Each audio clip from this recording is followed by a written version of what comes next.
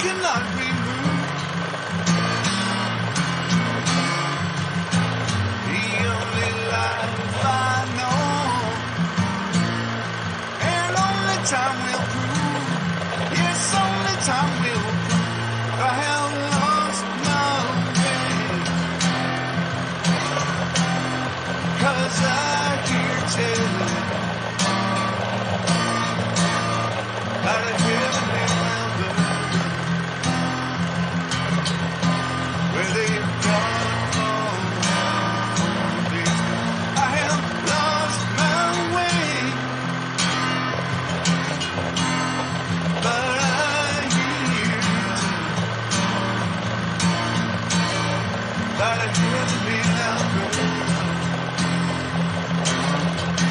where we've got all this.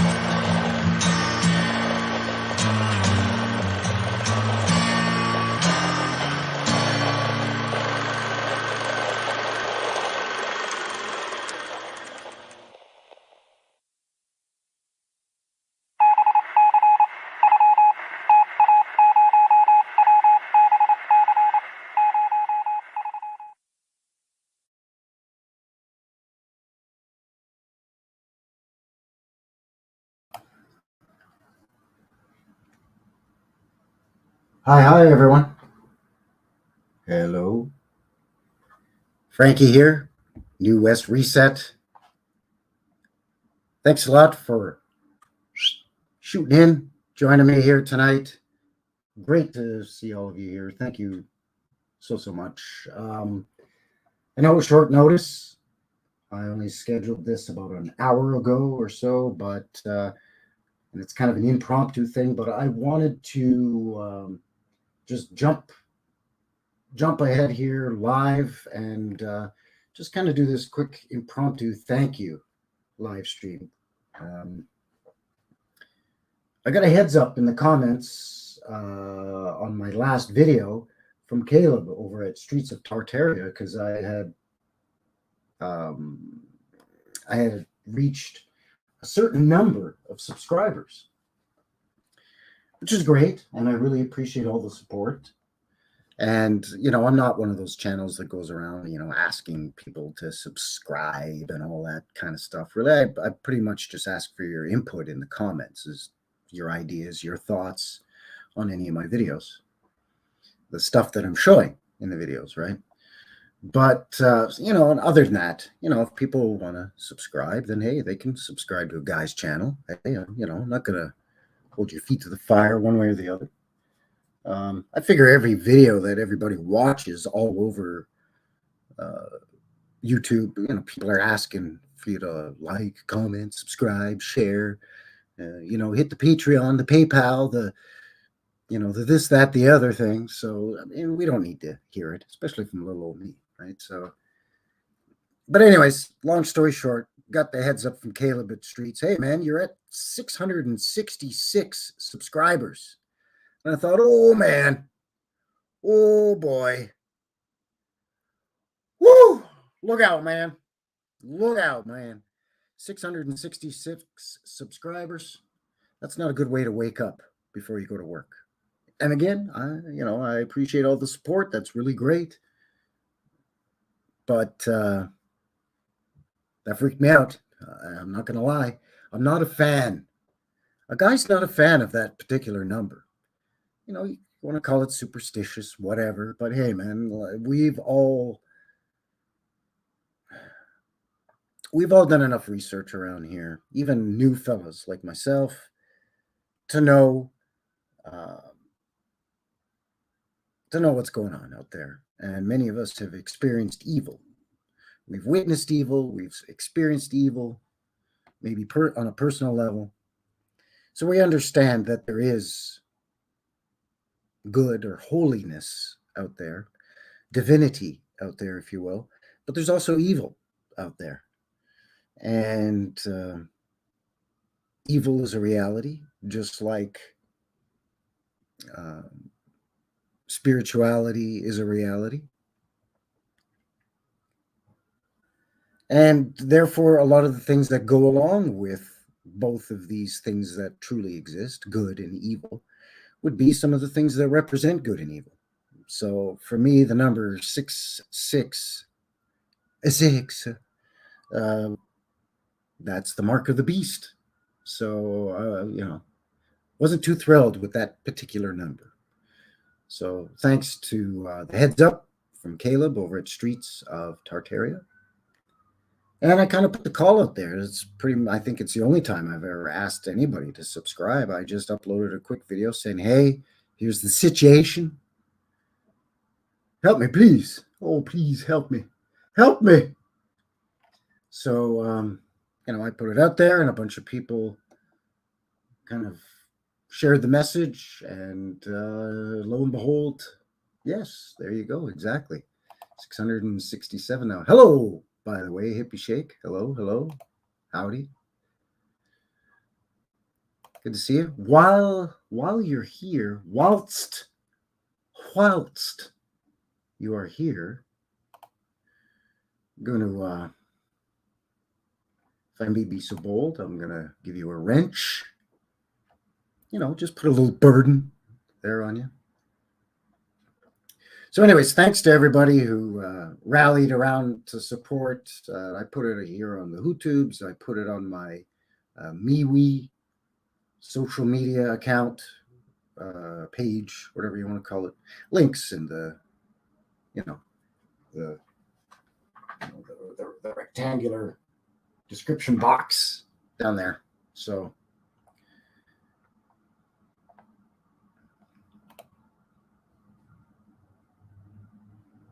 Kickman is here. Hello, my old friend. Good to see you.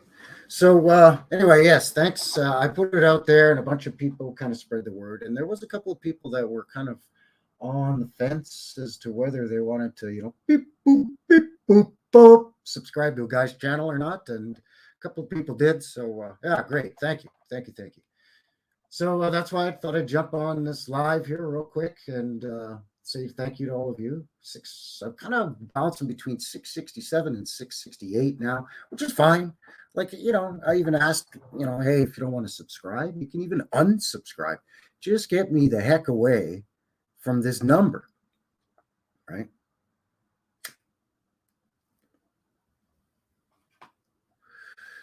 So, yeah. Alex is here. He says the real mark is the money, the almighty dollar. So don't stress. Thank you. Yeah, well, it's just one of those things, right? Where a guy just wants to err on the side of caution a little bit, So so thank you. So what are we gonna do here? I noticed here we're getting some. The YouTube isn't liking me tonight. It's the thing. Seems to be the thing when I go live. I could have everything running smoothly, do a dry run, have everything check out perfectly, and then as soon as I hit the go live button, start to getting all hinky and jinky. Sorry about that. Technical difficulties. But what I thought I'd do maybe is share some private videos, some little clips. I've got a friend that lives down in the US. For those of you that don't know, I'm up here in Canada, eh? Oh, that's right, eh, guys? Just up here in the Great White North, eh? Oh, it's a beauty, eh? So, for sure there, bud. So I'm up here in Canada, eh? And I got this friend, this pal, this bud. It's down in the US. He lives in Michigan. He travels a lot for his job. And one of the things that he likes to do is kind of a hobby. He takes a lot of pictures and a lot of video of historic places that he may have time to visit while he's traveling for work. So he may go to, Kansas or Wisconsin or kind of in and around the Great Lakes area of states down there in the good old US of A.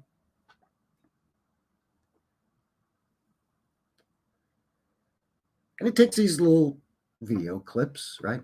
So what I've done is with his permission, but in order to keep him anonymous, to maintain his anonymity, what I did was I edited the clips and just kind of went to the meat and potatoes, the meat and taters of what he had, and just clipped out all the other stuff. So I've got a couple from my buddy, my pal, and let me just just gonna have a peekaboo here. Yeah, one is Fort Jackson. Sorry, I can't remember where that is, but my fine American friends will be able to say right away where Fort Jackson is. And then I've got a couple from Savannah, Georgia. Georgia, absolutely beautiful. I say absolutely beautiful, boy. Down here in Savannah, Georgia. And this video, I don't know what the hell that was. But anyway, this video footage is both from this past summer, earlier this year. I think June and early June and then late June or early July. I think he went to Savannah early July. Whew. Hot and humid, but beautiful from what I could tell. I've never been to Georgia, but from what I could see from the couple of video clips that I'm going to share with you of Savannah, wow, gorgeous, gorgeous. But I think we'll perhaps, if it's okay with you good people, we'll have a look at Fort Jackson first, and then we'll go to the Savannah videos. But first, before I get ahead of myself, pull back on the reins of the horse here for a bit. And once again, just say howdy to Hippie Shake. Welcome. Thank you very much for shooting in. Kickman is here as well. Alex, as mentioned. JJ Organics. Hello. Howdy. Welcome. Thanks for shooting in. And once this gets rendered and re-uploaded, a lot of people will probably. Now I sound like a French Canadian. Well, which I'm kind of half French Canadian from my dad's side, so I guess probably. But anyway, a lot of people will be shooting in and watching this after the fact. So thank you very much for all of your support as well. Really appreciate that. And yeah, we just like to have fun around here, act a fool. Because a lot of times the subject matter at hand can be very serious, right? I mean, we've been lied to. We've been fed a great big steaming triple helping of horse shit. So it can be frustrating, and we can get our dander up. You know, it can be maddening, especially when you first start coming to the realization of these lies and the examples of some of the lies that we've been told. So it can be serious stuff, but at the same time, I like to have fun, act a fool a little bit, but, you know, a little bit of that break the tension. And, you know, I think that it makes what may seem, you know, overwhelming subject matter or topic or problem, it kind of helps to bring it down a little bit and helps make it a little bit more achievable or attainable if you kind of chop away at it at the knees with some jackassery and a few badly timed jokes and stupid voices and whatnot. So yeah, there you go.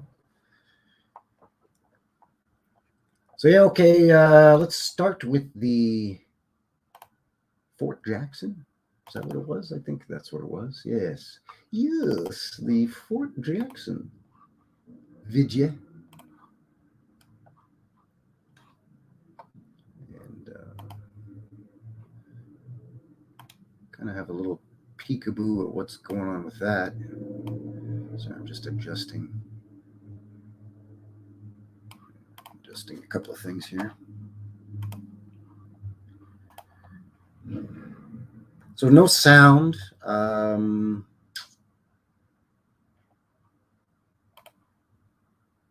make sure you can see that okay. Yeah, okay, that looks all right. So we're not going to have any sound on it, but I do want to kind of pause it here and there. So we can, oh, before I do that though, before. Well, okay, yeah, no. Yeah, that's what I'll do. Come on, rookie. Get a move on with this thing. What is this, amateur hour around here? Anyway, okay. So this is Fort Jackson. Again, you'll have to excuse me. I can't recall exactly where this is. I'm going to be pausing it. So my friend who took this footage travels a lot for work. So he did a little intro and he kind of did a walk around. So this whole thing is surrounded by a moat, which is astonishing. And you can see here that, here's the water line here, and there's some staining here. So you can see that, throughout the year, the water level changes quite considerably. But this brick goes down below the surface of the water, which is, well, it's baffling and perplexing and crazy.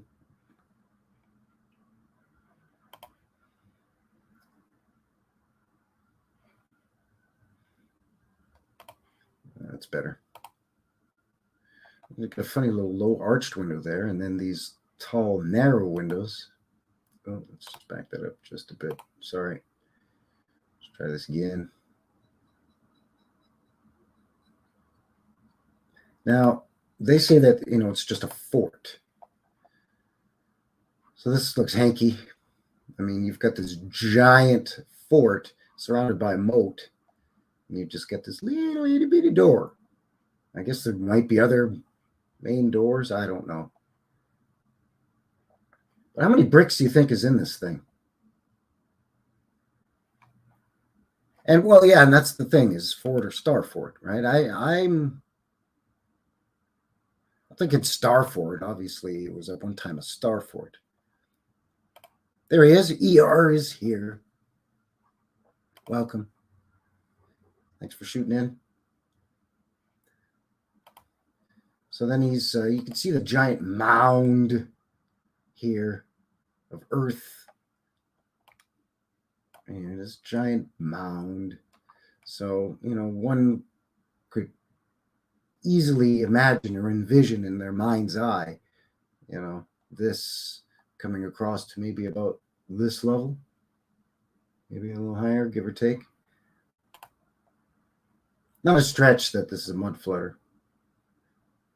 Of course, they got to scatter some cannons in there. Got to have cannons.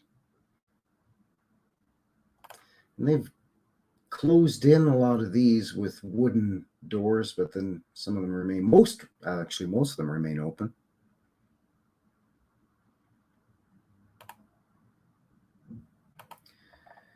And then I'm noticing a couple of different types of brick. These bricks here don't look as worn and battered as some of the brick that we saw on the outer wall of the structure, but even on the inside wall here. So I don't know if that's repairs, restorations, mucking around with it. Oh yeah, put some more cannons up there. But we're gonna actually bash out these bricks so that the cannon will go, where it's obviously they did some very mild, we'll call it gentle adjustments right here on this shenanigans. Let's just bash out these bricks so that the cannon would be able to fire properly and we could rotate it. Yeah, right. Okay.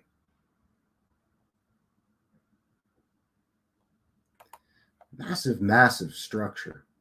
This here looks like it's a lot less worn, maybe newer. Maybe this is a repair job. Maybe this was added later. I don't know. I don't know anything about the history of Fort Jackson.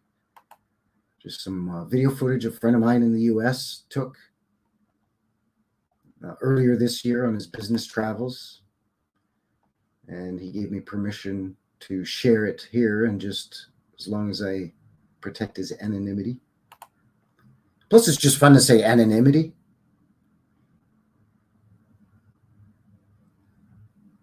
So, yeah, these big, huge earthworks, earth mounds are very perplexing as well. That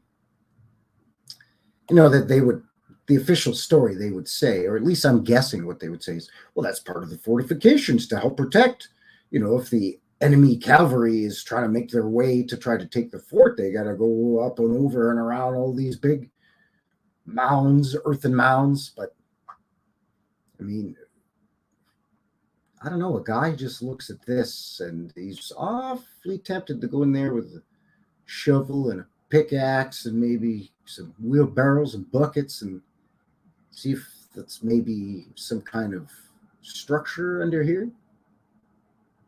Whether it's perhaps what do they call that? The flat pyramids, ziggurats. Is that what they're called? Something like that. Who knows? Who knows what's under here? Who knows what the official narrative is? Again, I'm not sure what it is in Fort Jackson. But yeah, come on.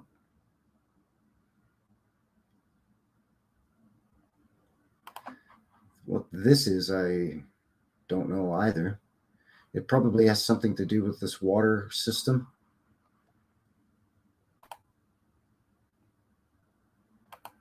Because that still has some water in it, and it goes boom, straight shot, bang, right out to this larger body of water, whatever that is. So, yeah. So yeah, that's the Fort Jackson. Let's have a look at that again. Let's do that again. So you can see the moat on this thing is huge. Because the structure itself is huge. You've got these low arched windows, but see, this is a different brick, different color brick anyway. So is this a repair? Is this some change that was made? What's the narrative on that? Again, I'm not sure. Just sort of noticing things here. See, and again, this brick looks much cleaner, much newer. This looks a lot more fancy schmancy, pea or fancy, as opposed to this, which looks a lot more rugged and weathered.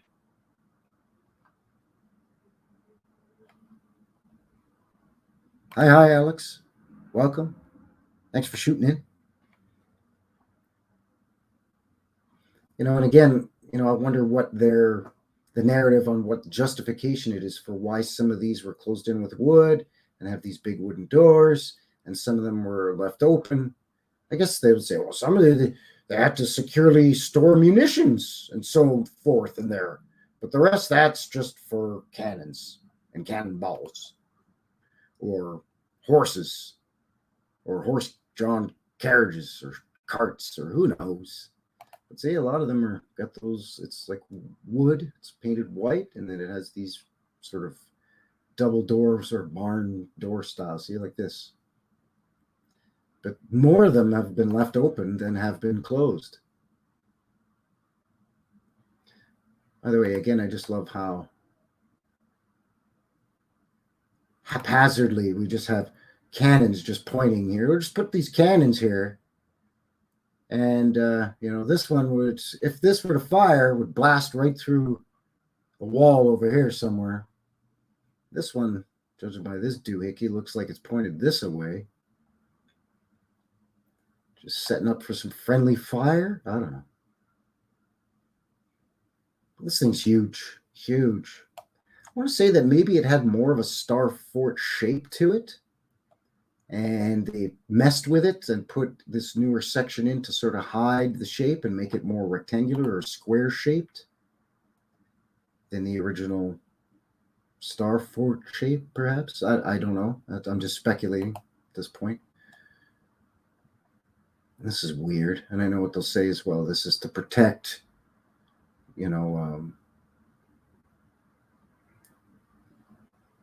against entry and so on. Create sort of a barrier, but why only at that door? Like, what, oh, we roll cannons up here to put them up here, or this is how we roll cannonballs up. Yeah, okay, sure, whatever. I don't know. Bunch of clowns. These earthworks are just huge. It's not just this one and this one and that one, but there's one here. It looks like there's another one over here. Looks like it's 1, 2, 3, 4. Could be 3 by 3, maybe. There's like 9 mounds here, maybe.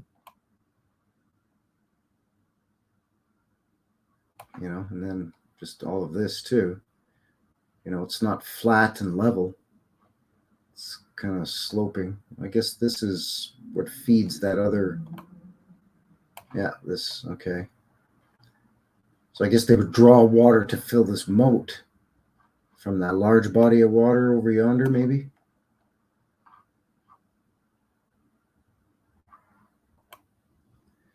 You can see these bricks here are much more aged and worn and discolored than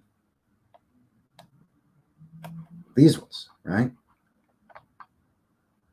I mean, a huge, huge difference. At least, in my opinion, anyways. Yeah, cannons there just to fit the narrative, right? Exactly. Just, oh, we'll just put some cannons there because, fort. People come along and they go, oh, yeah, look at the cannons. Yeah, well, it's a fort, so they had cannons. That makes sense. Lols. Let's go to the souvenir shop and get a t-shirt, a Fort Jackson t-shirt. Maybe it'll have a cannon on it. It probably won't have a star fort on it, though. So once again, thank you for shooting in here at New West Reset. Hello. My name's Frankie. A quick impromptu thank you stream for just, to show my appreciation for everybody for rallying around yours truly here when I reached 666 subscribers, and I freaked out. I pooped my pants a bit. So yeah, thank you very much. Really appreciate it. Anybody that talks crap about this community, this I don't know, what do you even want to call it? Mud flood community, Tartaria, old world community. I don't know. But if anybody talks smack about it, then they're just blowing hot air. They don't know what they're talking about. You good people are the best. So thank you, folks. Really appreciate it. I'm just waiting. I can see YouTube is doing its thing again. It doesn't like us questioning whether Fort Jackson is a star fort or not. So now it's getting all hanky-janky on us again here. Just waiting. I'm just trying to mess around with the settings here. It's not really going to help. But as mentioned, I do have 2 other videos that I wanted to share. Again, these are from that same friend of mine that lives down in the U.S. He lives in Michigan. And he travels in and around the Great Lake states for his job.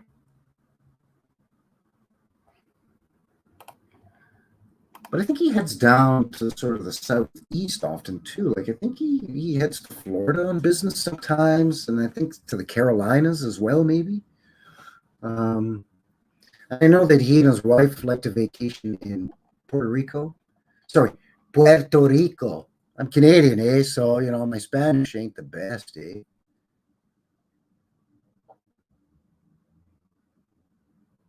Oh, yeah, please. Please, yes, thank you. He says, Frankie, I just learned about a new channel who shows all the star forts around the world. Would you like me to link it for you? Yeah, that'd be great. Thank you.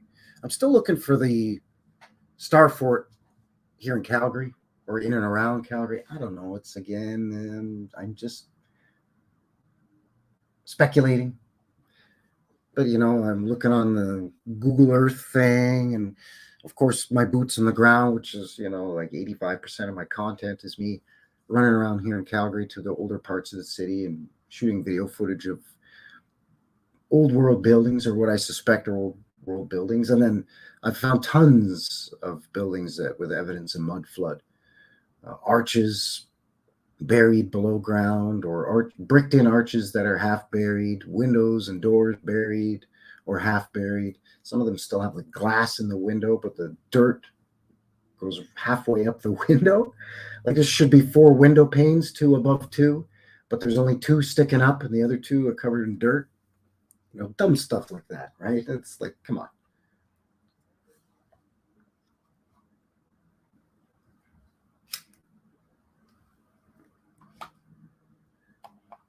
But I as of yet to find the Star Fort here in Calgary, unfortunately.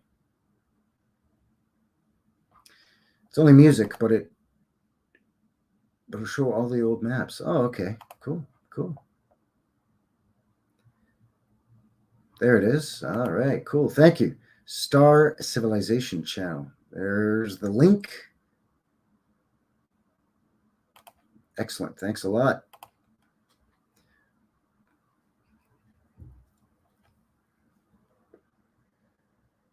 I know that there was somebody in our community, I can't remember who it was, had found, it may have been Bernie, like Bernie, who also lives in Calgary, by the way, the city that I live in, the city that I'm shooting out the sound waves and the video to you from right now, Calgary. Bernie, that's hanging out there over at Campbell's channel, Autodidactic. It may have been Bernie messing around on the Google Maps, who found a star fort in Manitoba, north of Winnipeg, Manitoba. And which I thought was pretty cool because that's pretty close to home. I mean, that's only maybe a 16, 18-hour drive away. And considering the size of Canada, that's actually not that long of a drive, because I would have to drive, halfway through Alberta, all the way through Saskatchewan, halfway through Manitoba to get to the Star Fort. So, burn eye, one eye, the sides guy without the bow tie. Yeah, Bernie. Yeah, that's the guy. Oh, you mod for Bernie too. Yeah, Jim Dillinger. Jim Dillinger's got a good channel in his own right, actually. I subbed to Jim a long time ago. I can't remember where I heard of Jim's channel, though. It may have been over at Campbell's, on one of Campbell's streams. Maybe Jim was in the chat or something. Or maybe it's through Dave Ebony and his channel. Dave Ebony has got a great channel. Now, I know Dave is in the UK and Jim is in France, I believe, but Jim is English or British, if not mistaken. Something like that from over there. Again, I'm just a sheltered Canadian, eh? So, you know how backwards we are up over here, eh?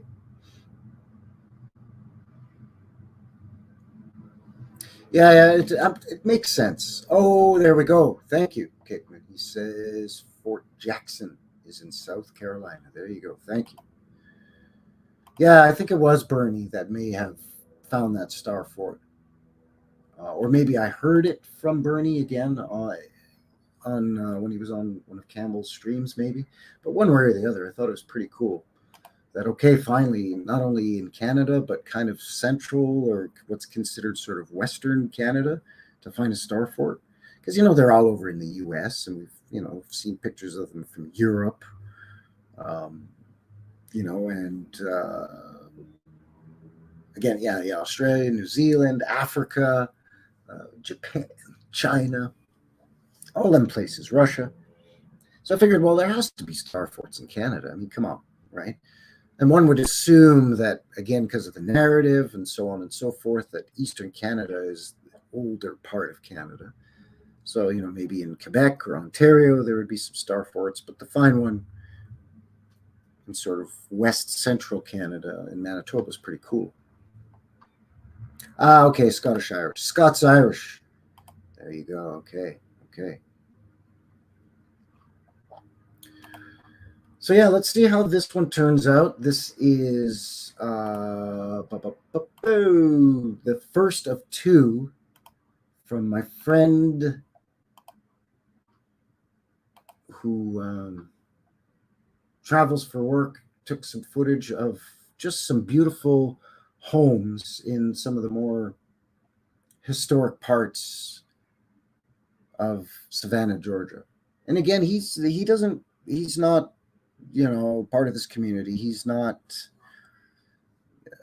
as far as I know, he hasn't been, nobody's tapped him on the shoulder and said, "Psst, hey, bud, come here. Psst, no, come here. Can I tell you something, bud?" there's this thing called the mud flood, you see. Like he's not, so he's just going there and shooting these footage of these beautiful homes.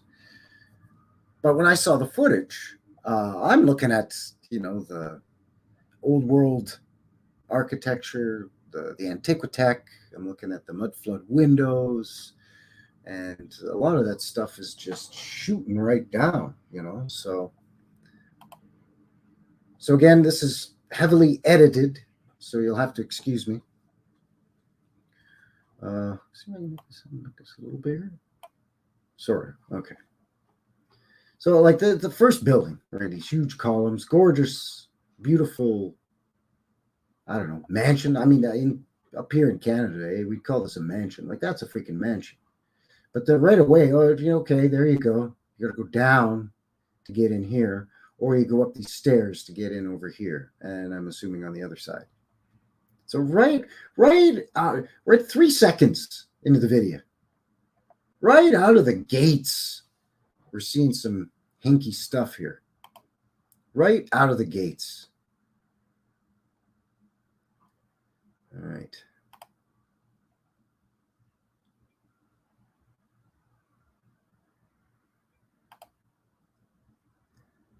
So all of these houses all in a row, and there's houses exactly like this here in Calgary, in my very neighborhood where I live. I can walk down my street and shoot video of houses like this and like this, and I have in fact done so.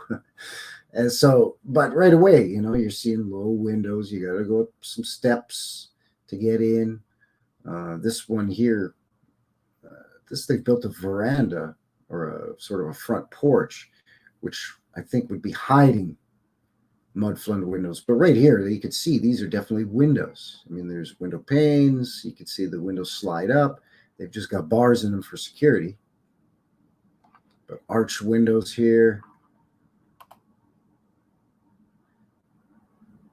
So it's absolutely gorgeous. I think there was probably, let me back it up a bit.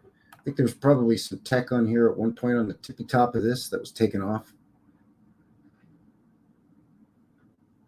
But yeah, the arched windows again, and it's just gorgeous. But again, we have houses like this here in Calgary. So when I saw this video from my buddy, I was like, oh, wait a second here, man. Like, yeah, these are beautiful homes down there in Savannah, Georgia. I said Georgia. But this could be down my street. So just when I think, funny little gate here, I wonder why. Oh, maybe just to go in between. So I'm thinking, it only serves to reinforce the idea that a lot of this tech, a lot of this architecture, it's the same all over the world. It doesn't matter if it's Savannah, Georgia. It doesn't matter if it's Calgary, Alberta. It doesn't matter if it's Paris, France.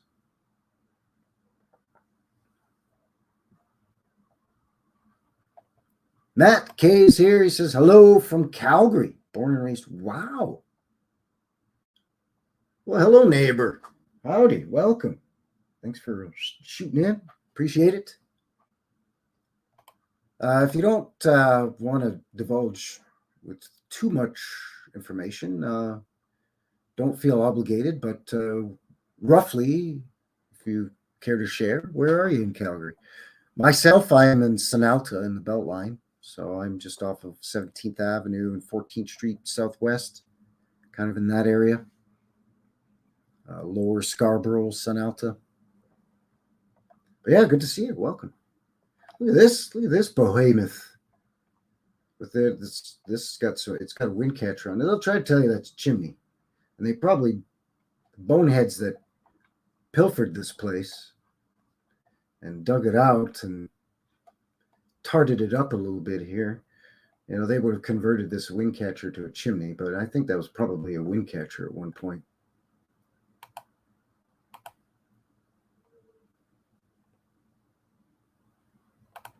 Sorry, I know he's shooting around. He's trying to get a lot of stuff. This is a house. It looks like a restaurant, but it's a house. This here is a cafe with a rooftop patio, but this is a house. It's a 3-story house. Well, 1, 2, 3, 4-story. Just they're going to try to tell you this down here. This floor down here is the basement. That's what they're going to try to tell you.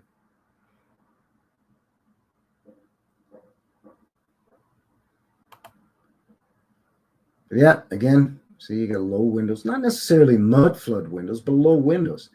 And then another thing that I've noticed here, and a lot of this is in my neighborhood too, is retaining walls. So you've got a retaining wall, in some cases a foot, foot and a half, maybe even 2 feet higher than ground level, let's say.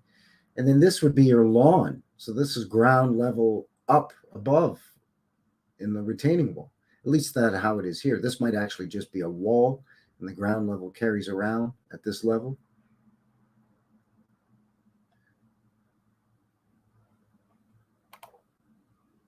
But just all the ornate decorations on here. I like that the time of day that he was here too. You can see the street light lit up. This looks like garbage and kind of takes away from it, but I guess, I mean, you know, guys got to be able to get out if this place goes up in flames, eh? Westbrook. Wow, yeah, that's not too far. That is not too far. Just up the hill. Okay, nice. Mostly lived in the Southwest all my life. Nice, nice. Oak Ridge, Strathcona, Coach Hill, Springbank. Oh, okay. I've kind of lived kind of in the west end of downtown pretty much the whole time I've lived in Calgary. I'm originally from Montreal, but I've lived in Calgary for 42 years now. I was 10 years old when we moved here. And I've pretty much, since I've been an adult and got my own place, moved out of mom and dad's nest, flew the nest, eh? I've always lived kind of in like Bankview, Lower Mount Royal, Lower Scarborough, that kind of area, you know, the kind of the Beltline area. I lived in Mission for a little while.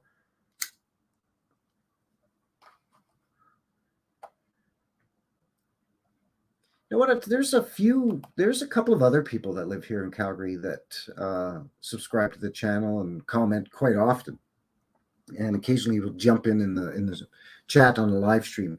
We should try to organize some kind of meetup and just do a walking tour of maybe like an interesting neighborhood, like maybe Kensington or Bridgeland, or as we call it in Calgary, Bridgeland, because it's the Little Italy here in Calgary, so we call it Bridgeland. But you know, or Bankview or Mount Royal or something like that, and you know, just like 3 or 4 of us, just kind of look around, take footage. I think it would be really cool. You know, grab a bite to eat or a cup of coffee afterwards or beforehand or whatever. I think it would be really, really cool. Yeah, Bankview's great. I haven't done a walking tour of that yet, although I have filmed the odd house in Bankview, like the Nimmons house. That I caught it just as they were basically digging it out, and caught footage of a lower floor. So that was pretty cool to find that. So yeah, look at this place here in Georgia. It's amazing. It's amazing. It's all the detail and, you know, just beautiful. And this is just a quick little 60-second video. But there's another one coming up that I think is a little longer, maybe. This place is crazy. It reminds me of sort of New Orleans, or as we say up here in Canada, we call it Nolans, Nolans, Louisiana. It's very reminiscent of sort of the quote-unquote French Quarter. Nice little detail up here with the sawtooth, or what some call a houndstooth there, with the layering of the brick. Nice little detail above the windows too, you know. Then these ones are arched. It's kind of nice.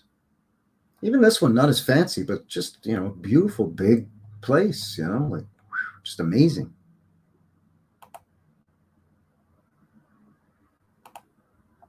Another one too. Big, huge columns on this one, and then lots of arched windows. And this one you can see there's a low window or lower door, so something mud flooded there, and then they've had to put a. See this one here, they could just put some bushes, and that's fine because there's nothing to fall down. But here they've had to put a railing here because somebody not paying attention with their face in their phone, fall down. I don't know, 3, 4, 5 feet, bust their noggin open. Yeah, aren't they? They're just beautiful, right? But it's crazy because I mean I find houses like that here in Calgary, and I'm like, wait a second, I thought Savannah, Georgia, or Nolens, Louisiana, were supposed to be all super fancy schmancy and way older than little old Calgary, Alberta. You know, we've only been here since like the 1870s, really, as a town.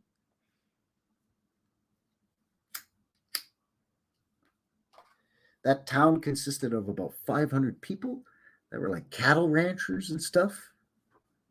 That was about it, really. They hadn't discovered oil here yet. The railroad hadn't come through here yet. So it was just nothing. But meanwhile, big, massive 2, 3 story brick houses with columns, and up here, arched windows in the middle of the bald ass prairies. Calgary is right basically where the flat wheatlands of the prairies sort of stop and the rolling hills of the foothills of the Canadian Rocky Mountains begin. That's why we're sort of considered the gateway to the New West, the gateway to the Rocky Mountains. That's why I named my channel New West Reset. Right?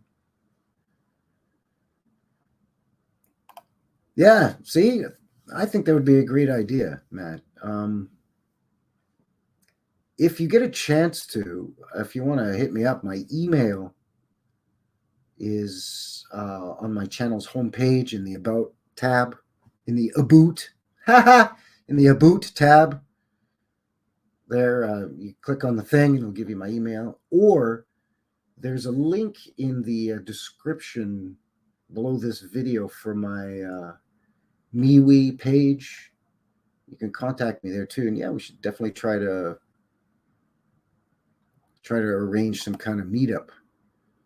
And there's some other people that don't live right in Calgary, but live close. So yeah, it could be very doable, especially while the weather lasts, and if we get our, pardon my political incorrectness, but if we get our quote unquote Indian summer, you know, where it can stay very warm and rather pleasant here all the way through September and into the beginning of October, before old man winter gives us a sucker punch right between the legs. Haha is here. Good to see you. Howdy. Howdy, howdy. Haha. Welcome. Calgary, yeah, in the winter, yeah. Calgary is cold in the winter. And winter comes early. Usually right before Halloween. It starts getting real cold. We could have snow. I mean, not 2 feet of snow at Halloween, although it has been known to happen, but not normally. You know, just a little skiff, a little powdering. But we do have what are known as the Chinook winds here in southern Alberta, which is a blessing. And it's the warm air that blows off of the Pacific Ocean over in there in British Columbia. And as it sweeps up over the Canadian Rocky Mountains, it loses all the moisture in the form of snow or rain in the summer, if it's summertime. So by the time those warm airs come down the eastern slopes of the Rockies into southern Alberta here, it's warm, dry air. So we could go from minus 20 Celsius, which is about, I don't know, 10 Fahrenheit or something like that, up to plus 20 Celsius, which is about 70 Fahrenheit, in a matter of 24 hours. Like you could go to bed and it could be freezing cold and wake up in the morning and overnight a Chinook is blown in and it's gone above 0 Celsius and the snow starts to melt and the wind blows all the clouds way to the east. So we end up with big, beautiful blue skies and bright sunshine. It's pretty cool. It's pretty cool. So we're lucky because I lived a couple of years up in Edmonton, which isn't that far from here. It's only about a 3-hour drive north of Calgary. And that it's just far enough that place does not get the Chinooks. So a guy didn't enjoy the winters in Edmonton at all. Not one little bit. Oh, great. That sounds great, Matt. Cool. Very cool. Always great to meet up with like-minded people, especially when you live in the same city or town, or at least close, to be able to do a meetup. It's always cool. Yeah, you took the words right out of my mouth, hippie. You took the words right out of my mouth. Well, it must have been while you were kissing me. You took the words right out of my mouth. Anyway. Yeah, well, in the winter it's cold. It's, it's the northern hemisphere, eh? So yeah, she's gonna get pretty chilly. Pretty chilly. But in summer it's hot. I mean, it gets hot. I mean, for the past 2 weeks, every day here has been above 30 Celsius, which is in the low to mid 90s Fahrenheit. So, Edmonton is Edmonton is bunk. Edmonton is bunk. Edmonchuck, as we call it. But you know what? In the summer, summers in Edmonton are actually beautiful. Summer comes a little earlier in Edmonton for some reason. I think it's because they're further away from the mountains.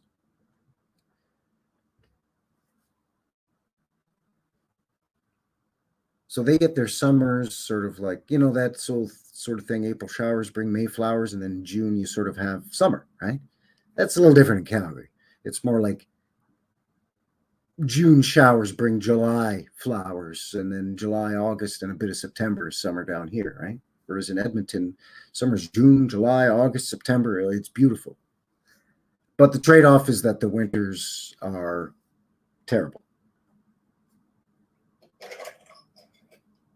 And the snow just doesn't get a chance to melt, so it accumulates, and they run out of places to, put the snow, and they, bulldoze it and load it up into dump trucks and haul it away. They run out of places to put the damn snow. It's crazy. Haha, that's a good question. Haha's asking, don't you have more star forts in Canada than the US? That's a good question. I'm not entirely sure. I'm not really all that familiar with the whole star fort thing, although I do find it fascinating. And I do watch videos or channels that are focused on star forts, but I haven't really looked into it too much myself personally in terms of up here in Canada. I've only really looked for star forts in Alberta. I've looked for evidence of star forts, like physically doing boots on the ground in places that I think would be logical for star fort. Based on videos where other people have said, okay, star forts are usually next to water. They're usually, you can tell by this shape or that shape, and sometimes they have the parts that are shooting off of them, so that's a good way to tell, and yada yada yada, right? Sometimes they're disguised as walls, but I just haven't really been able to find anything at all for Alberta or here in Calgary yet. But I ain't going to give up. A guy's too stubborn to give up that easily.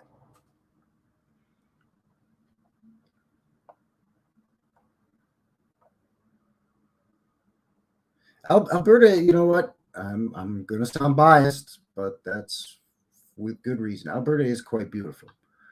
We have the golden wheat fields of the prairies. We have the green rolling foothills with the hills and valleys and coulees and creeks, and we have high deserts and the Badlands like Drumheller and Medicine Hat.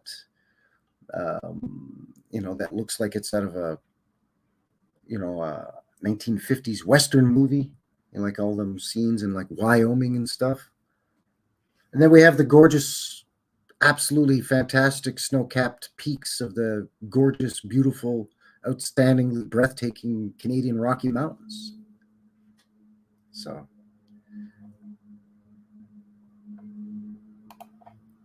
yeah, John was, there was north coast of, I think it was in northern Quebec, and I know there's star forts in Quebec, Ontario, and in like Newfoundland, Labrador, Nova Scotia, New Brunswick, Prince Edward Island, like all of them joints, all them shits have star forts. Ontario, of course, would have tons of star forts. Manitoba, there's at least one, but probably more than one. But just I just haven't seen any here in Alberta, but I'm gonna keep looking.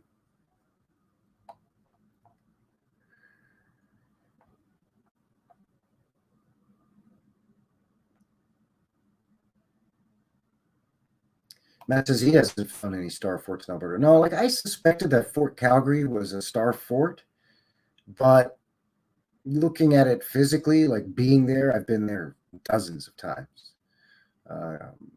Actually, for a while, I lived in Inglewood and I worked downtown, so I used to walk to work and I used to cut right through the grounds that are part of the grounds are Fort Calgary. And unless it's been completely buried, there isn't even ghosting of a shape of a star fort at Fort Calgary, and that would be the most logical spot for me. So I'm thinking maybe the Calgary Zoo, because it's along the river, the Bow River as well. But I mean, I'm not sure yet, right?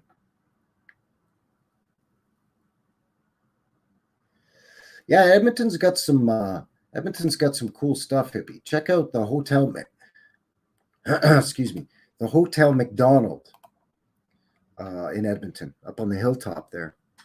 It's amazing. And there's I saw tons of old world buildings in Edmonton. That's our capital city, right? So they have a lot more money to preserve the those buildings up there. And it's not as much of a boom town. It's kind of more Edmonton's dead. Another nickname for Edmonton is Deadmonton. There's not much going on up in Edmonton. It's got less than half the population of Calgary, even though it's our capital city. I mean, Calgary's creeping up on 2 million people, which isn't huge, but it's big by Canadian standards. Edmonton's got, I don't know, 700,000, something like that. But because Calgary's a boom town, they knock stuff down here all the time. In Edmonton, they just tend to preserve it and reuse it.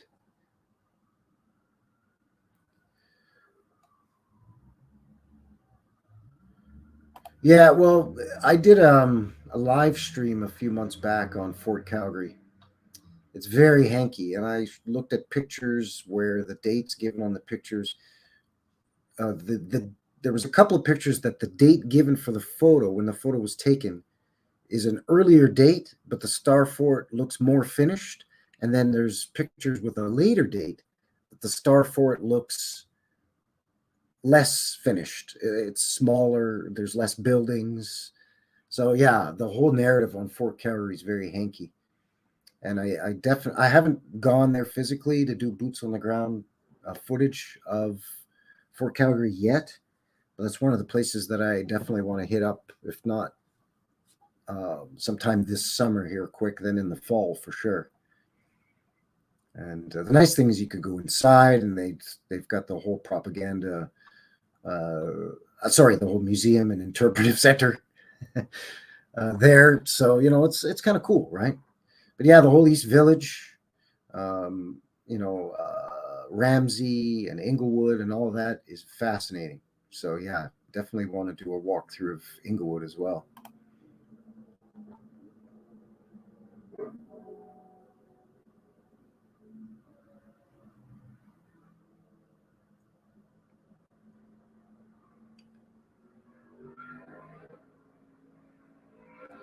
Yeah. See, I went to Fort Calgary at least once through in school as well, and yeah, they really drive home that whole narrative, right? With the Mounties, the Northwest Mounted Police coming out here to protect the fur traders and the indigenous peoples from the American whiskey traders and cattle rustlers and the gunslingers. And come on, man.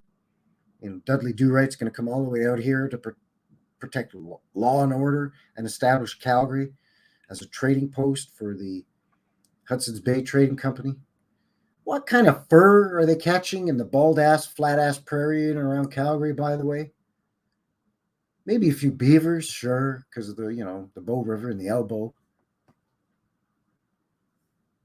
But I mean, you got to go a little bit further west into the foothills where you get into where you can get mink and fox and wolf.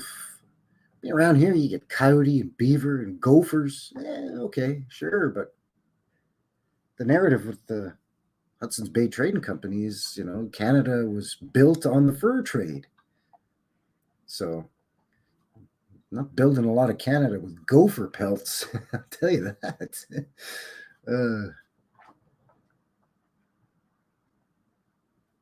But yeah, the Northwest Mounted Police. The later on the Royal Canadian Mounted Police, the RCMP, right? The Redcoats, Dudley Do Right.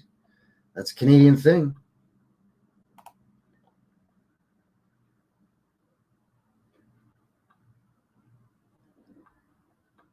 Yeah, good cowboy. Yeah, good cowboys, bad Indians. Yeah, that whole BS narrative too, right?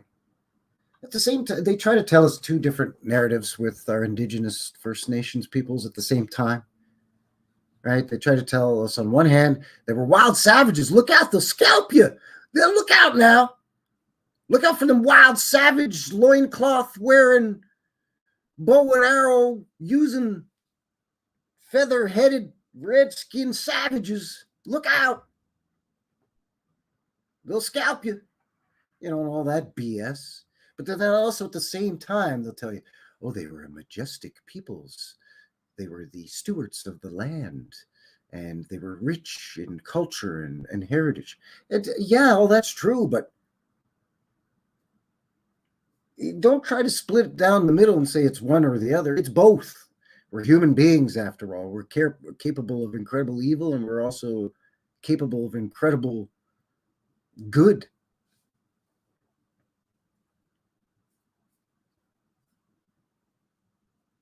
It's absolutely wacky. But I did a whole stream on that too with the Calgary Stampede and the whole cowboy and Indian indoctrination. That was a fun one. We had a good time on that live stream.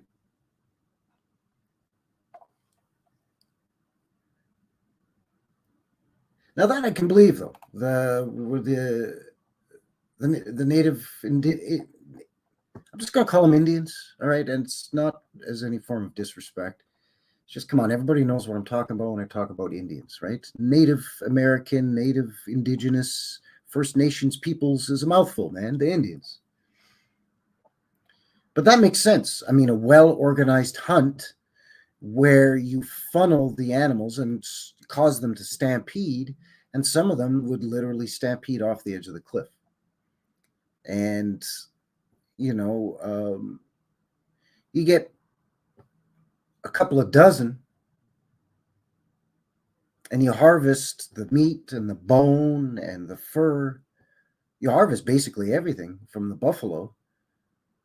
And I mean, that's great for your village for the whole season. Done and done.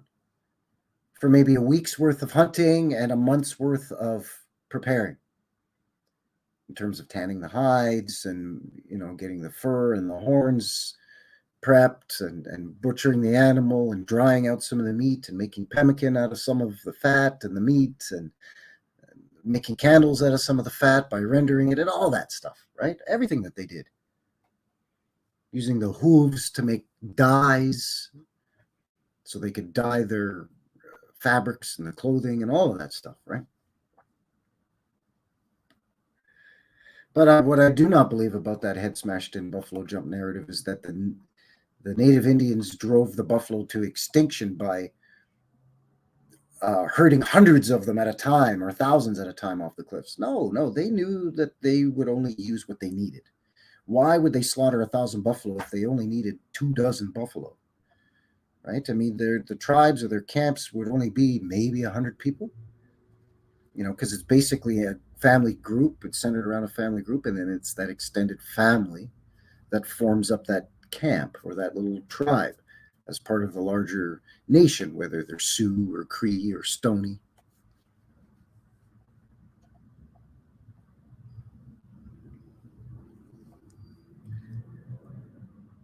All right, so what do we got here? We got that last video. Where is it? Newest Reset Savannah Part 2. So yeah, we have this this last video that I'll share. This footage was taken again from a friend of mine who travels a lot for business. And it's just his hobby. He takes a lot of pictures. He's into like history, right? But what we call his story, he believes as being, well, this is real history, right? So he's fascinated by, historical parts of the towns that he goes to on business. So he'll take photos and take video footage. So the first one was Fort Jackson. And the second one we saw was the first part of a two-part of Savannah, Georgia. So this would be the second one here. I think this one's a little longer. The other one was only 60 seconds, but I mean, it's fine because again, I kind of chopped out all the stuff where it was him talking about stuff, and I took, I muted the volume too because you can hear my buddy talking. Oh, look at that place, which is fine, but I'd like to just keep it like this, edited myself, so that we can pause it and have a look at interesting stuff. So again, see, we have a lot of places like this here in Calgary too. We just maybe don't have the fancy, these little bijou balconies on here like this. And maybe not such fancy adornment here. This might be, here in Calgary, they would put a nice hunk of sandstone up here, and it might be carved, and that would be it. They might put a sandstone and metal little terrace, and that would be it, but nothing this elaborate. But otherwise, with the brick and all of this detail along the roofline, that would be the same. And I'm sure it's the same for you, where you live. But down underneath here, it's hard to see, but there's, I'm sure, some mud flood windows under there. Yeah, you can see it peeking out right there. I see ya peeking out of there, shooting right down out of the ground.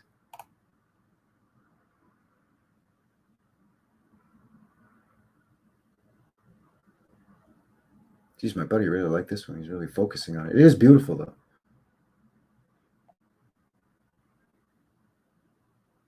Of course, they got to have their sign saying, "Don't come in here. I told you, don't come in here now.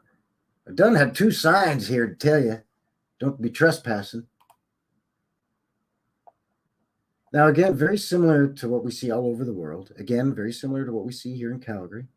But what I see here in Calgary might be just from here up, or maybe from this level up, a 2-story.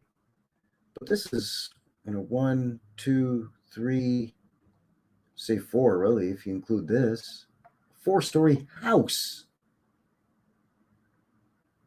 And it is beautiful, like absolutely beautiful. But again, you got these low windows, and then you've got to go up these stairs to get in the door. Over here, you got to go up some stairs to get in this door. Then they cover it all with these terraces and everything too, so it's kind of hard to see underneath here. But I bet you $1 to Good Canadian Donuts that under in this dark little cavernous little area under here, you're going to find more of these arched mud flood. Wow, really low windows. But just absolutely beautiful. See, these have some tech on them up here. You got these sort of like ether finials or maybe capacitors or something. And I don't think these are chimneys. I think these clowns maybe now, today, use them as chimneys, but I think these are wind catchers here because they're so tall and the house is already so high up, so huge. I mean, it dwarfs its neighbor, and even this thing's a 3-story. Beautiful. But I think this is a wind catcher here. This here might be a chimney, but this and this, I think, is part of the air return system.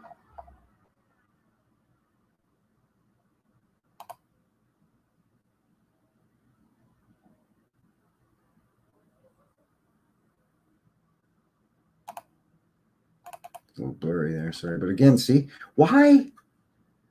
Why? Just why?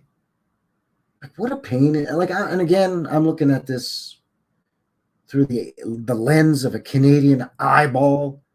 But in the winter, now I know this is Savannah, Georgia. So they're not going to get 2 feet of snow in the winter. But still, you're going to get rain.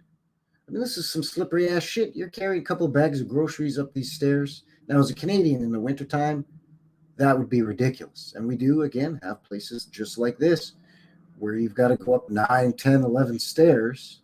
Imagine all that's covered in ice and snow. You got to keep shoveling it off, throwing salt on it. And at night, it gets cold enough where it doesn't matter how much salt you throw on there. It still freezes up. More snow falls on it overnight. You got to go up and down these stairs, go to and from work, carrying groceries. And by the way, let's just build these stairs right in front of this here window. Because that's what you want to do. You see, they'll tell us, oh, that's the basement, and they just punched windows in there to let light in there. Okay, dummy. So they punched in the basement, as you're calling it, to put windows in to let light in. And then they built stairs over, which now negates the fact that these windows are letting light in. So your own logic is double speak, reverse dumbass logic. So again, like the whole row. Now under here, maybe there's probably another door, another access. I don't know if these are windows or doors. Hard to tell. This looks like it might be a door and a window. But still, you gotta go up, you gotta go up. It's like the brownstones in New York City, like in Harlem and in Brooklyn. And we have the same thing here in Calgary too, where you gotta go up the stairs and you get this big fancy entranceway, but then underneath there's a door, or there's a door over here, or the street level's maybe halfway. So then it goes back down. So they make like a little bridge that goes over the moat, I guess, to get to the doors. It's stupid. I mean, don't get me wrong. The buildings themselves, absolutely gorgeous. Beautiful, lots of nice little detail. Yeah, it's a Victorian tart up where they put all this in after the fact, but it's still absolutely gorgeous. Look at this place. Look at this place. Say, Frankie, where is that? In Vienna? Nope. Okay, it must be in Frankfurt. Nope. It's in Paris. Nope. In London? Nope. It's in Savannah, Georgia. I said, Georgia, boy. Look at that beautiful thing. This beautiful curve on here. All this detail along here. These big, huge pillars. I have no idea what this place is, but it's gorgeous. Got arches here. I'm thinking they could be portholes. I don't know. They look like arch windows, though. But look at that thing. A behemoth. Gorgeous, though.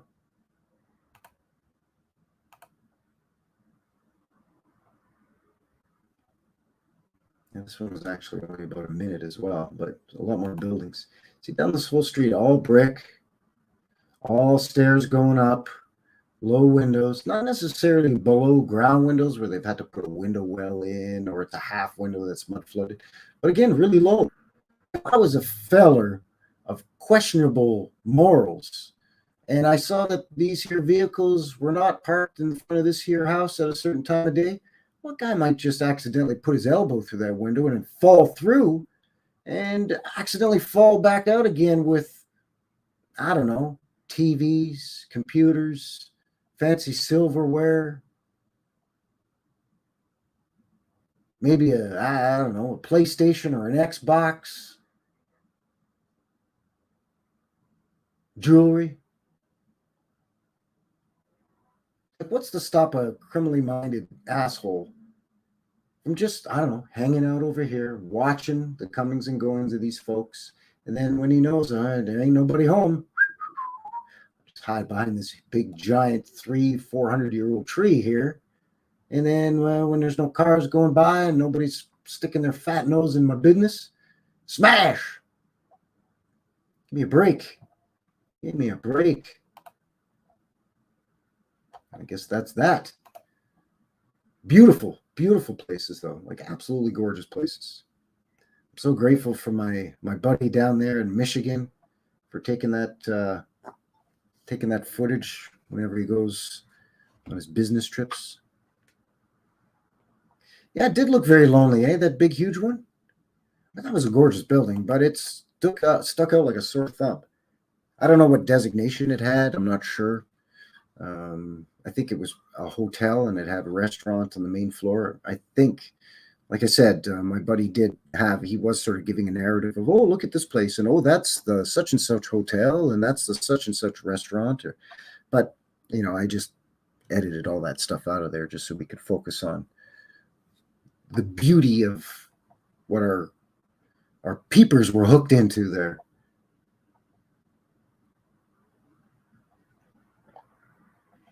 Let's see if I have anything else real quick here.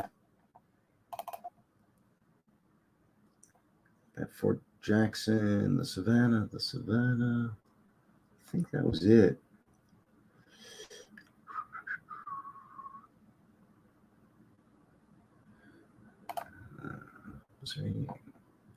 Just checking to see if he sent me any photos as well. I usually just have him send me the video, but sometimes photos as well. Here, let me just double check if there's anything.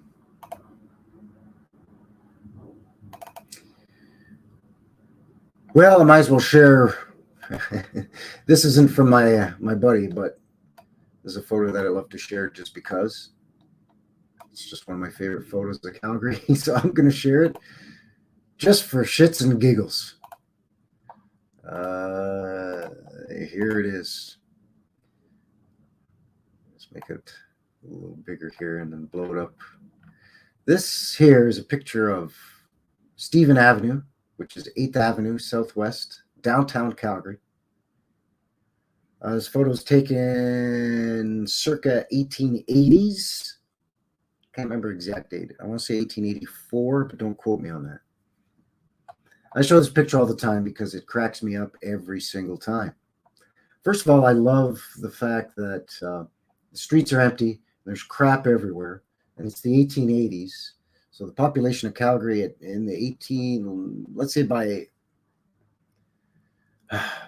before the railroad, but so sort of early to mid 1800s, was around 1,000 people in the city limits, and then another 1,000 or so that were considered Calgary residents, but they lived on ranches or farms, so they didn't live right in the city. So let's say 3,000 people, just to boost it up to make it a little bit more realistic. But even still, I mean, look at you get these big, huge 3-story buildings made out of stone. This is sandstone here. Locally sourced sandstone is the narrative. You get all this tech everywhere, arched windows, big fancy stuff. You got this is no longer here, but this is like Stephen Avenue Gate. It sort of was like 2 huge sort of turrets with domes on them with little tech on top, and then this sort of a pyramidal shape here with another little techie thing or a flag on it or something. But anyways, you get all this sophisticated, beautiful old world construction, right? And then you got this freaking cow, a freaking cow standing in the middle of the road. Oh, we're so metropolitan here in Calgary with our old world spired buildings with the tech and the arched windows. But these clowns over here can't even get this cow off the damn road. This dirt. Stephen Avenue, by the way, is a cobblestone street, but this is clearly a dirt road at this point. You got your sidewalks, and you get these big fancy buildings for a bunch of farmers and cattle ranchers. But you can't even do a nicely paved road. And then you got a freaking cow just standing right, like if. It's almost as if these guys brought their cow in here and staged this to help push the narrative. Calgary, Alberta, bunch of cowboys. Because, one of the nicknames for Calgary is Cowtown. So this is just, I love this picture because it's so freaking stupid. Gorgeous old world buildings. and Tick all over the place on him. And then a freaking cow standing in the middle of the road. It's not even a cow. I think it's a bull. I don't see any others. Either way, a cattle.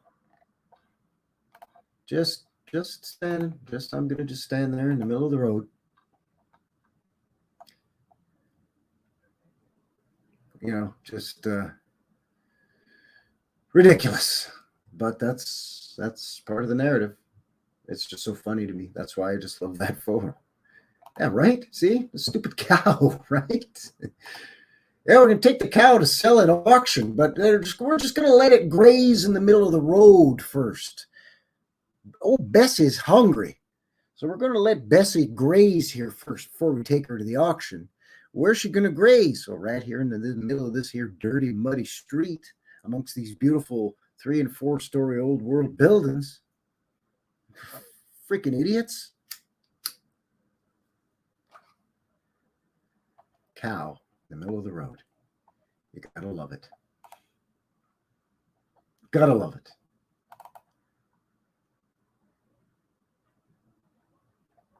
Let's see, did I have any other photos here?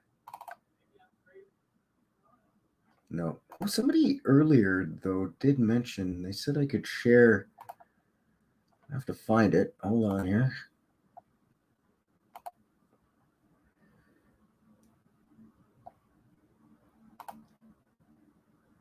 They said I could share the video that they did showing me moving from 666 to 667 subscribers.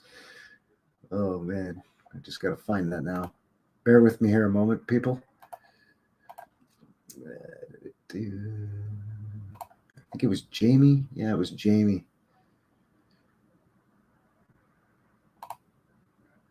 Yeah, okay, there it is. Let me just click on this here, share it with you.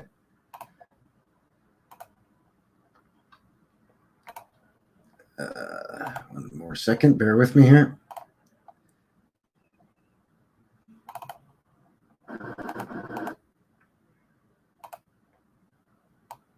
Okay,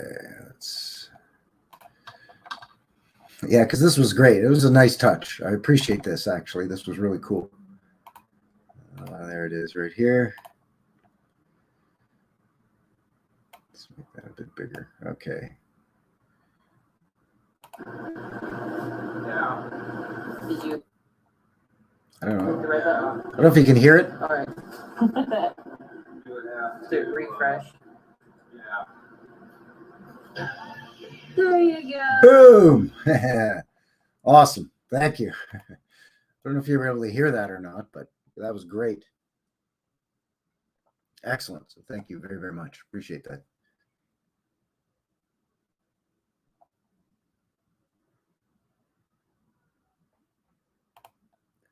Oh, Hippie says, we have cows in the fields around us. One morning a few years ago, we heard a stampede. They were coming past the house in the village. It was very loud. Yeah. It hasn't been here for a number of decades now, but I can remember when I was still a kid, I was maybe 11 or 12. We had only lived here for a couple of years. But they still had cattle drives where they would move the cattle from one pasture to another. But there was a local rancher that he had his pasture that he owned, and then he leased a pasture from another rancher. So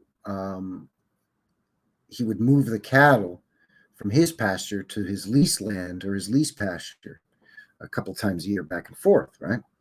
The problem is the pasture that he leased was, I think, 20 kilometers away. Whatever that is in miles, I don't know.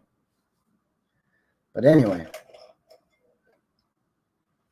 he had like something like 500 head of cattle, and he would do it the old-fashioned way. Him and about 6 other cowpoke on horseback would have the cattle. They would just move the cattle along the side of the road, not the highway or nothing. It was just like a secondary road, but still a paved road, where cars can go like, 60 miles an hour, right, down the road.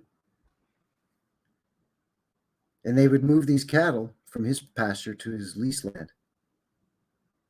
It was pretty cool because you could just stand there and watch this herd of cattle go by. And it would take about an hour, hour and a half, and you'd hear the cowboys. Like they were old school. Like sometimes now they do it and they use quads and stuff, but these guys were still on horseback and you could hear them like, ha, ha, ha, get on there, ha. And it was cool, man. It was like jumping into a time machine and going back 150 years, and being back here in the 1870s or 1880s. It was super cool.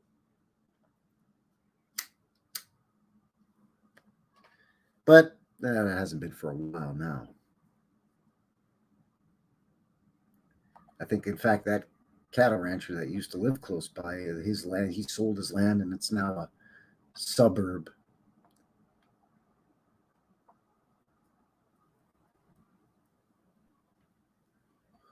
Yeah, you wouldn't want to be out there on the street with the stampede. Those running with the bulls in Pamplona, Spain, or whatever. Them cats is crazy. Yeah, you wouldn't even. No, you would not do well. In fact, one deer could kill a full-grown man, no problem. No problem. You get a male deer during rutting season or mating season, and for some reason he sets his sights on you. You done pissed off that deer for whatever reason, or not. He's got it in his head that you're a threat to him. You're as good as toast. It's pretty nuts.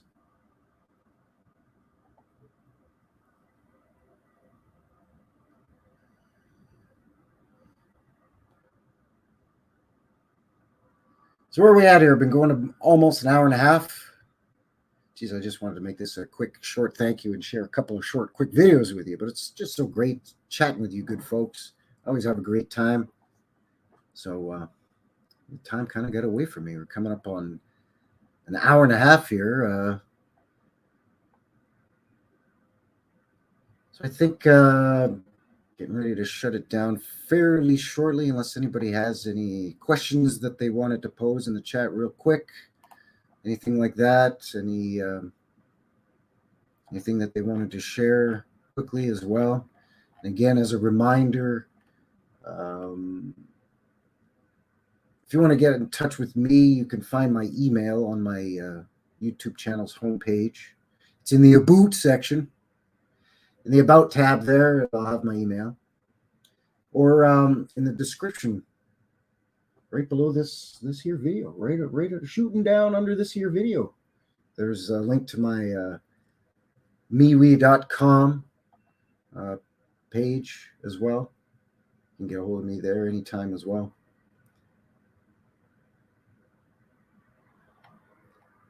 Because I think that would be really cool. There's Matt K. Lives real close by. I think it would be real cool to do a meetup. There's a couple of other people, as mentioned, that live here in the city as well. And then there's a few folks that live close by. There's somebody that lives in Strathcona. No, Strathmore. Sorry, Strathmore, not Strathcona. Strathmore. There's somebody who lives in Medicine Hat. Bernie lives here, but Bernie's hard. Bernie's a hard fella to get a hold of. I sent Bernie a couple messages, and it's hard to get a hold of Bernie. And he's I think Bernie's plate's pretty full already. He's remember the old Ed Sullivan show when they'd have the plate spinners. Bernie's got like 12 plates that he's spinning right now. So,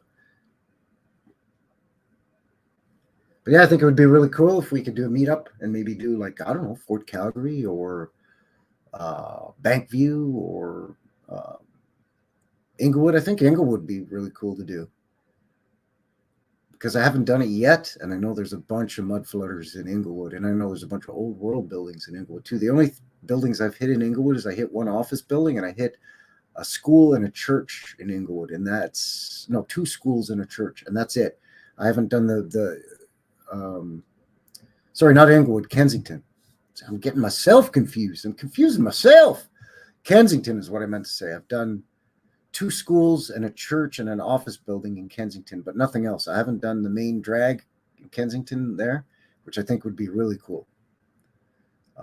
That said, Inglewood would be cool too to do a meetup.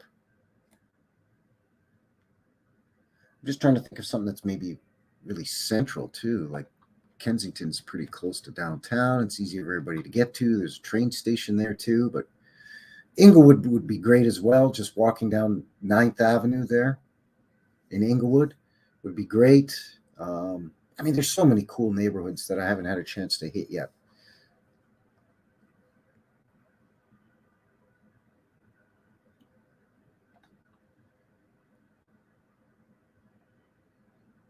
So yeah, there you go. I think that's going to seal the deal here today at New West Reset. Once again, my name is Frankie. Thank you very much for joining me here today. I really appreciate everybody shooting in, taking a little time out of your, what are we here? Anyways, Tuesday night, probably Tuesday night for you, maybe early Wednesday morning. If that's the case, then good evening or good morning. And yeah, I appreciate all the support. And once again, a big thank you to everybody that rallied around me earlier today to help me get past 666 subscribers. It was a very shocking surprise, to say the least. So thank you for all of that. Really appreciate everybody rallying around. We're going to rally around the family. So thank you. And yeah, until the next one, have a good one. And of course, as always, after watching this after the fact, just let me know what you think down below there. Just kind of beep, boop, bop it in the comments for me. Do all the other crazy stuff. Yeah, Inglewood is in LA. Yeah, but we have an Inglewood here too. It's spelled the same too. And it's a pretty damn cool place. It's not at all like the Inglewood in California. Well, certain sections are pretty rough. Let's just say that. But yeah, stay tuned. More to come. And this is not my official once a month New West Reset live stream. I'll be doing one here probably in the next couple of weeks or so. No, not even in the next week and a half, where we will be probably doing it on a Friday evening or Friday afternoon, Friday night, somewhere in there. That's once a month. I do sort of a mid-month live stream. I just come up with some theme, and then we just kind of do a deep dive into it and check out videos or photos and kind of chew the fat, shoot the shit, and all that other good stuff. So stay tuned for that. Oh, look, Ann Pearson is here. Hello, Ann. How are you? Good to see you. You know what? I'm going to, if you don't mind, I'm going to load a bird on you as well, Ann. And both Ann Pearson and Hippie Shake have a lot of experience moderating. So not like I really need a lot of mods here. We don't get a lot of trolling over here at New West Reset, which is pretty cool. But it's great to help share information, right? If somebody's got a cool channel they want to share, or a cool link to some neat video or a story or an article or anything, it's great to have a couple of mods that are able to share a link in the chat. So that's cool. So yeah, welcome. Thanks. You're sort of catching me at the tail end of this thing here. I'm about ready to sign off for the night. But once again, great to see all of you. Thank you very, very much. Really appreciate all the support. Stay tuned for more, and look forward to talking to all of you again real soon. So until the next one, have a good one. All right. Take care. Cheers.